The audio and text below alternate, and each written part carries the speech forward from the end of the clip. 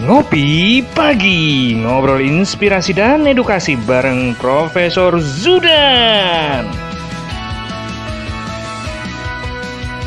Salam bahagia kerabat desa Indonesia, ngopi pagi bersama Prof. Zudan. Ini kopinya udah disiapin. Pagi ini kita akan mendiskusi kita akan berbincang seputar kartu keluarga. Jadi kalau dari beberapa kali ngopi yang sudah berjalan, saya melihat kartu keluarga ini kayaknya menjadi kartu yang sangat penting, karena ketika ada perubahan dan seterusnya, basicnya ada di kartu keluarga dan NIK di KTP elektroniknya. Jadi, tapi yang lebih paham pasti Prof. Zudan tentang kartu keluarga ini seperti apa. Kemarin kita juga sempat melihat bagaimana teman-teman di daerah juga sudah ada yang memiliki anjungan mandiri. Ini luar biasa. Salah satunya ya cetak kartu keluarga.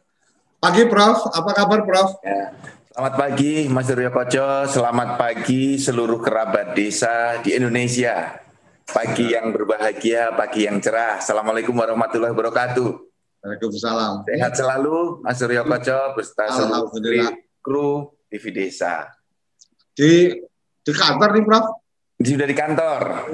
Mantap. Jadi berangkat pagi karena ini kalau komandannya pagi-pagi udah di kantor gini, anak buah yang pusing juga.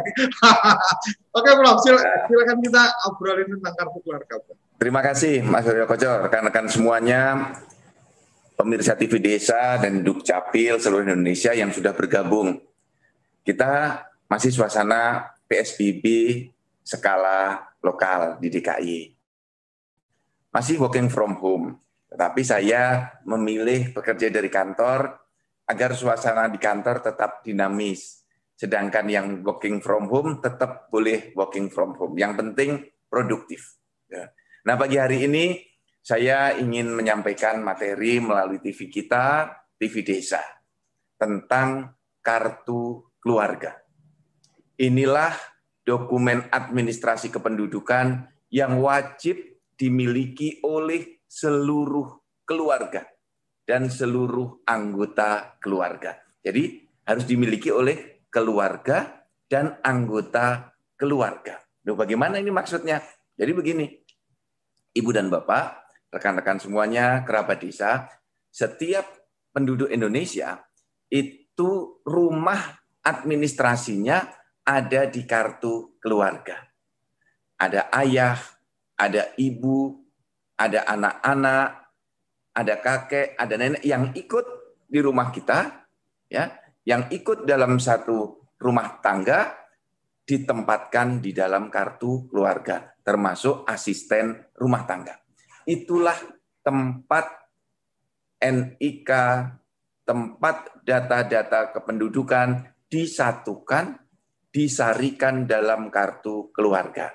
Nah, oleh karena itu penting sekali dalam satu keluarga memiliki kartu keluarga. Anggota-anggota keluarganya juga harus memiliki kartu keluarga. Untuk apa? Untuk dia bisa melakukan updating sewaktu-waktu sudah ada perubahan data. Yang kedua, sewaktu-waktu diperlukan. Karena apa? Semua transaksi di Indonesia pasti basisnya kartu keluarga.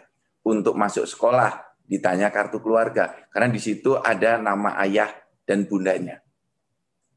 Kemudian mengurus izin mendirikan bangunan pasti ditanya KTP, kartu keluarga, karena di situ ada alamatnya. Mengurus perizinan, nanti mengurus pembelian rumah. Karena untuk diketahui apakah dia sudah menikah atau belum. Hubungan suami istrinya seperti apa. Seperti itu. Jadi inilah dokumen yang sangat penting. Kemudian bagaimana cara membuatnya? Nah ini Mas Suryo Koco dan seluruh kerabat desa.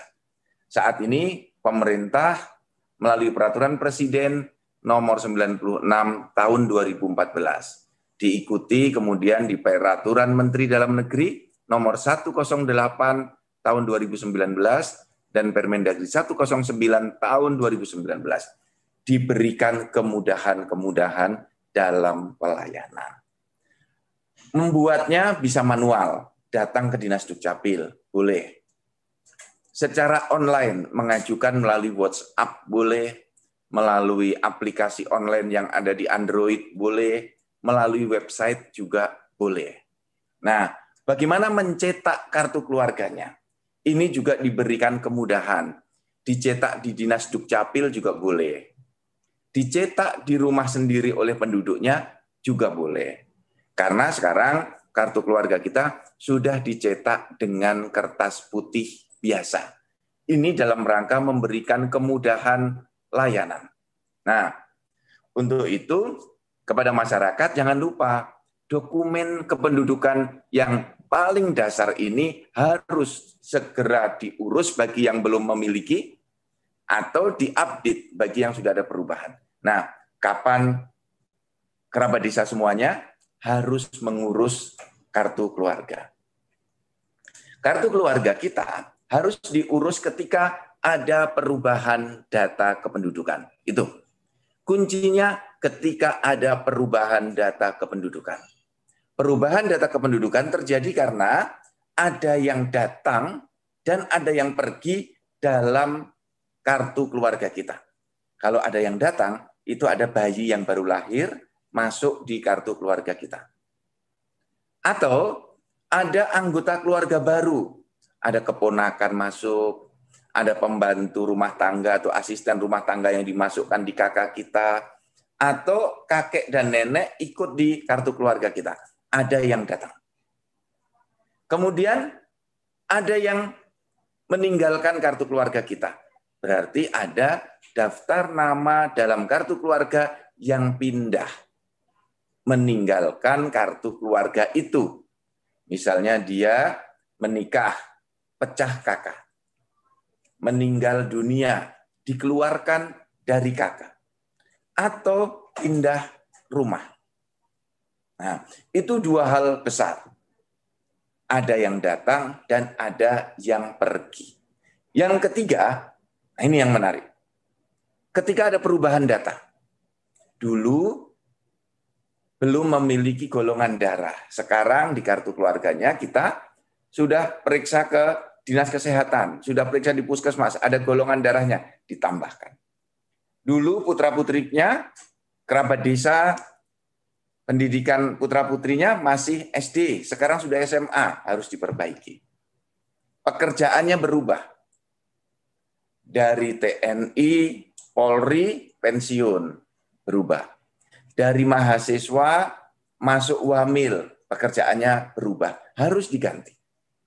Atau dari bujangan menjadi menikah, harus diganti kartu keluarganya. Nah, inilah proses yang harus ditempuh oleh kita semua, seluruh warga negara Indonesia yang ada di tanah air.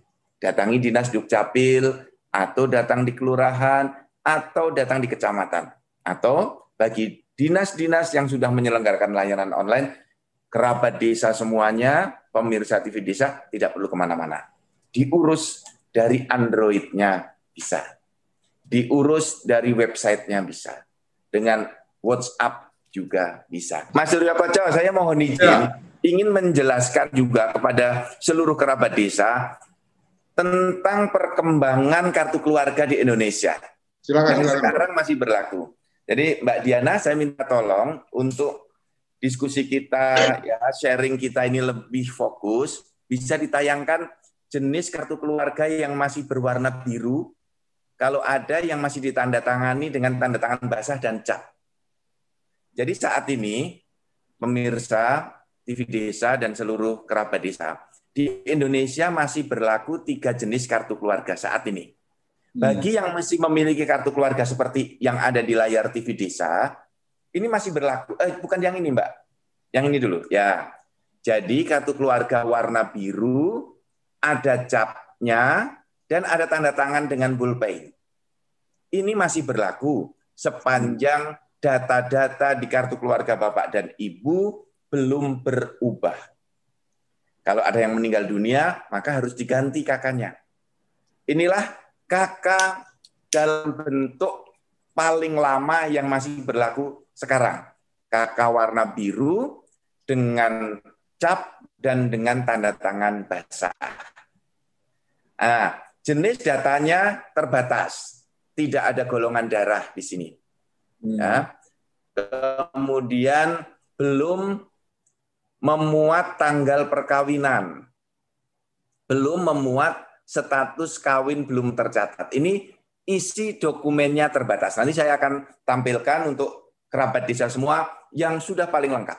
Kemudian yang kedua, jenis kartu keluarga masih warna biru, masih dengan kertas security, tetapi sudah ditandatangani dengan tanda tangan elektronik. Tanda tangan elektronik, Mas Koco, itu ada tampak di kolom kanan bawah, yang seperti QR code. Maaf, dengan bentuk QR code. Orang mengatakan barcode, yang kita beri tanda kotak merah di kolom kanan bawah. Nah, inilah model kartu keluarga yang kedua. Ini juga masih berlaku. Mulai berlaku 2019 sampai dengan Juni 2020. Mulai 1 Juli di Indonesia sudah menerapkan kartu keluarga dengan kertas putih biasa. Minta tolong Mbak Diana, kertas putih seperti ini. Jadi dengan kertas HVS putih seperti ini. Jadi inilah yang bisa dicetak sendiri oleh penduduknya. Ini dengan kertas putih biasa seperti ini bisa dicetak di rumah penduduk, bisa dicetak di kantor. Kalau hilang kakaknya, tidak perlu datang lagi ke Dinas Dukcapil. Penduduk bisa mencetak sendiri. Jadi satu keluarga, kalau putra-putrinya 3, putra-putrinya bisa menyimpan satu-satu. Sehingga kalau diperlukan di sekolah, tidak perlu lagi mencari di orang tuanya. Ini anak-anaknya juga bisa mandiri. Nah, apa perbedaannya yang mencolok di sini dengan KK yang lama warna biru? Kalau kartu keluarga yang berwarna putih ini tidak ada lagi lembar salinan KK. Kalau yang dulu kan ada salinan untuk RT, ya, salinan 1 untuk kepala keluarga, salinan 2 untuk RT, salinan 3 untuk desa, salinan 4 untuk kecamatan. Coba Mbak Diana dibuka contoh di KK yang lama. Ini di dalam tulisan ini tampak, Bapak dan Ibu, rekan-rekan semua, ada salinan dikeluarkan tanggal berapa, lembar 1 untuk kepala keluarga, lembar 2 untuk RT, lembar 3 untuk desa atau kelurahan, dan lembar 4 untuk kecamatan. Nah, sekarang tidak ada lagi. Karena semua bisa dicetak, tidak berupa salinan. Ini. Langsung. Nah, artinya kalau nanti diperlukan, silahkan diminta saja. Nah, sekarang yang perlu saya sampaikan adalah terkait dengan hal-hal yang baru di dalam kartu keluarga. Misalnya golongan darah. Coba ini gambarnya disingkirkan biar nggak nutupi. Nah, di kolom kanan, coba Mbak Diana, ada nggak slide yang ada warna merah di golongan darah? Di ujung kanan atas itu ada kolom golongan darah. Kalau yang di slide yang di saya sudah ada ini. Warna di golongan darah diberi warna merah. Kemudian ada kolom yang di tengah, kolom 6. Ada agama atau kepercayaan. Jadi dalam satu keluarga ada yang sebagai penghayat kepercayaan terhadap Tuhan Yang Maha Esa dan ada yang menjadi pemeluk agama. Itu. Jadi sudah seperti itu. Kemudian kolom yang ada memuat tanggal perkawinan. Coba diganti ini Mbak Diana. Slide-nya yang tadi itu, yang sebelum ini. Ada lagi nggak sebelum ini? Yang kalau nggak ada, kita buka saja. Nah, ini. Bukan itu. Yang barusan, yang baru saja ini. Golongan darah. Nah, ini loh. Jangan diganti dulu. Ada kolom berisi tanggal perkawinan. Untuk apa tanggal perkawinan itu? Tapi slide-nya bukan ini. Tadi sudah ditayangkan dengan benar, tapi malah diganti. Nah, tanggal perkawinan itu untuk menunjukkan bahwa seseorang menikah pada tanggal tertentu kaitannya dengan pengesahan anak dan pengakuan anak. Jadi nanti di dalam kartu keluarganya akan ditulis pengakuan anak, pengesahan anak itu dilakukan setelah terjadinya perkawinan. Jadi kalau misalnya dalam akte lahirnya anak ditulis siapa nama bapaknya, kita harus mengecek kapan tanggal perkawinannya terjadi. Slide-nya bukan ini. Tolong kembali ke slide sebelumnya. Nah, kemudian status perkawinan. Mbak, bukan ini. Mbak Diana yang tadi sudah benar. Terus, geser lagi. Nah, ini. Stop, di sini. Jadi ada status perkawinan, kalau dulu hanya ditulis kawin belum kawin. Kalau sekarang ada 3 kategori. Kawin tercatat, kawin belum tercatat, dan belum kawin. Kalau kawin tercatat, itu penduduknya sudah memiliki buku nikah. Kalau kawin belum tercatat, perkawinannya sudah terjadi, tetapi dilakukan secara siri atau secara diam-diam. Yang artinya belum didaftarkan di KUA untuk yang beragama Islam dan di Dinas Dukcapil untuk yang beragama non-Islam atau penghayat kepercayaan. Nah, kemudian yang di sebelahnya kapan menikahnya, tanggal perkawinannya. Nah, kalau ada masyarakat yang datang ke Dinas Dukcapil tidak bisa menunjukkan tanggal perkawinannya, maka ditulis belum kawin. Kalau kemudian sudah kawin dan punya buku nikah, harusnya kan ditulis kawin tercatat. Tetapi tidak bisa menunjukkan buku nikah, tetap ditulis kawin, tetapi ditulis kawin belum tercatat. Nah, inilah perkembangan-perkembangan di dalam administrasi kependudukan kita yang bersumber dari KK. Nah, yang di kolom kanan atas itu ada golongan darah. Ini gunanya adalah untuk saling membantu bagi masyarakat yang membutuhkan transfusi darah atau bantuan untuk darah yang diberikan oleh masyarakat yang berdonor darah. Nah, ini gunanya adalah kalau kita memiliki bank darah, maka siapapun yang membutuhkan golongan darah tertentu tidak akan kesulitan untuk mendapatkannya. Karena setiap penduduk bisa diketik NIK-nya, bisa diketahui golongan darahnya apa. Nah, yang perlu juga kita ketahui, kartu keluarga ini adalah ringkasan data keluarga.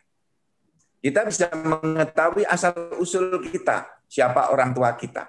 Kalau cucu bisa mengetahui nama kakek dari nama ayah, ya, kemudian nama ibu. Nah, ini juga nanti bisa menunjukkan hubungan siapa yang bisa menjadi ahli waris. Atau kalau anak naik ke hubungan, naik ke atas ke ibu dan bapaknya siapa, kalau ke samping saudara-saudara kandungnya siapa. Ini kaitannya dengan family tree atau hubungan dalam satu keluarga. Itu Mas Surya Koco.